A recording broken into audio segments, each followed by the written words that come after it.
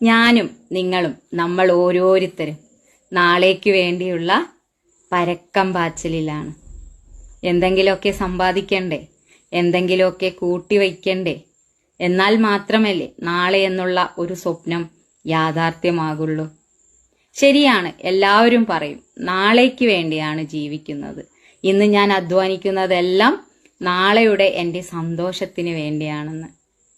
എല്ലാവരും, ചുരുക്കം ചിലർ എന്നല്ല, എല്ലാവരും പറയുന്ന ഒരു കാര്യമാണ്. നാളേക്ക് വേണ്ടിയാണ്.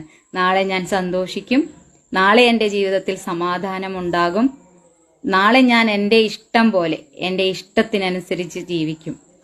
ഒന്നും ഇന്നല്ല കേട്ടോ, എല്ലാം നാളെയാണ്.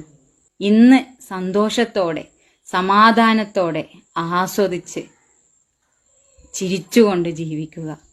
അതുകൊണ്ട് ജീവിതത്തിൽ ആസ്വദിക്കാൻ കിട്ടിയ നിമിഷങ്ങൾ, സന്തോഷിക്കാൻ കിട്ടിയ നിമിഷങ്ങൾ, അട്ടഹസിക്കാൻ, ആർത്തുല്ലസിച്ച് ചിരിക്കാൻ കിട്ടിയ നിമിഷങ്ങൾ ഒന്നും കളയണ്ട. അതൊക്കെ നിങ്ങൾ നല്ലൊരു മുതൽക്കൂട്ടായി മനസ്സിൽ സൂക്ഷിച്ചുകൊണ്ട് സന്തോഷത്തോടെ സമാധാനത്തോടെ കിടന്നുറങ്ങാൻ പഠിക്കുക. നാളെ വരേണ്ടതെല്ലാം നാളെ നമുക്ക് വന്നു ചേർന്നോളും.